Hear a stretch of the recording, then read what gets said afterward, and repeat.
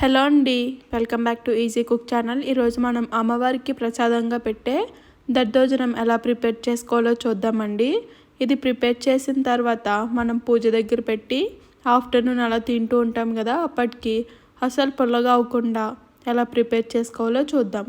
నేను ఇప్పుడు చూపిస్తున్న ప్రాసెస్లో ప్రిపేర్ చేస్తే ఒకరోజు మొత్తం ఉంచినా అసలు పుల్లగా అవ్వదండి. టేస్ట్ కూడా బయట రెస్టారెంట్లో తిన్నట్టుగా ఉంటుంది.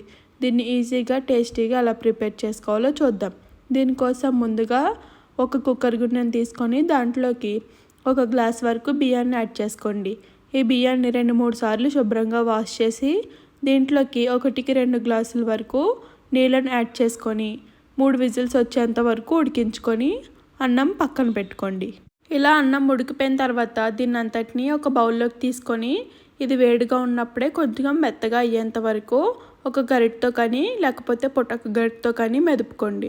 ఇలా మెదుపుకోవడం వల్ల పెరుగన్నం మంచిగా మెత్తగా అవుతుంది, కన్సిస్టెన్సీ బాగుంటుంది.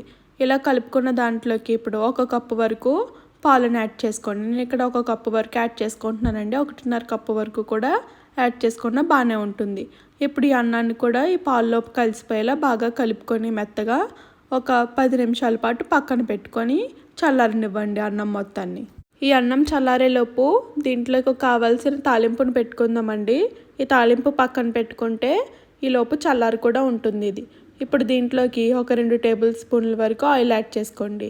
ఆయిల్ కొద్దిగా హీట్ అయిన తర్వాత దీంట్లోకి ఒక 1/2 టీ స్పూన్ వరకు ఆవాలు, అలాగే 1/2 టీ స్పూన్ వరకు జీలకర్ర, 2-3 ఎండుమిర్చిని తుంచుకొని యాడ్ చేసుకోండి. అలాగే కొద్దిగా కరివేపాకును కూడా యాడ్ చేసుకొని తాలింపు గోల్డెన్ కలర్ వచ్చేంత వరకు ఫ్రై చేసుకోండి. ఇక్కడ తాలింపు మాడిపోకుండా అలాగే వేగకుండా ఫ్రై చేసుకోవద్దండి. కరెక్ట్గా ఫ్రై చేసుకుంటే టేస్ట్ బాగుంటుంది. ఇటు మారిపోయినా లేకపోతే వేగకపోయినా కూడా టేస్ట్ అస్సలు బాగోదు. ఇలా కొద్దిగా వేగిపోయిన తర్వాత స్టవ్ ఆఫ్ చేసేసి చల్లార్చుకోవడానికి పక్కన పెట్టుకోండి. ఇప్పుడు మనం ముందుగా అన్నంలో పాలు కలుపుకొని పెట్టుకున్నాం కదా, దీంట్లోకి మనం ముందుగా ఏ కప్పుతో అయితే పాలను తీసుకున్నామో అదే కప్పుతో 1.5 కప్పు వరకు పెరుగును కూడా యాడ్ చేసుకోండి. అలాగే రుచికి సరిపడా ఉప్పును కూడా యాడ్ చేసుకొని ఈ పెరుగు ఉప్పు అంతా బాగా కలిసిపోయేలా కలుపుకోండి. మీరు ఇక్కడ ఉప్పు కొంచెం తక్కువగానే యాడ్ చేసుకోండి, టేస్ట్ బాగుంటుంది. ఈ పెరుగు ఉప్పు మొత్తం అంతా అన్నానికి పట్టేలా కలుపుకోండి. మీరు ఇక్కడ కన్సిస్టెన్సీ చెక్ చేసుకోండి. కావాలంటే కొద్దిగా పెరుగును కూడా యాడ్ చేసుకోవచ్చు.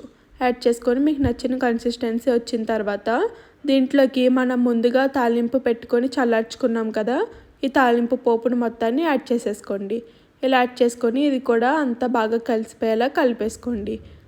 అంతేనండి, ఈజీగా టేస్టీగా ప్రిపేర్ చేసుకొని దద్దోజనం రెడీ అయిపోతుంది. ఇది ఈ ప్రాసెస్లో రెడీ చేస్తే మార్నింగ్ పూజ దగ్గర పెట్టి ఆఫ్టర్నూన్ లంచ్లోకి తిన్నా కూడా అస్సలు పొల్లగా అవ్వకుండా ఉంటుందండి.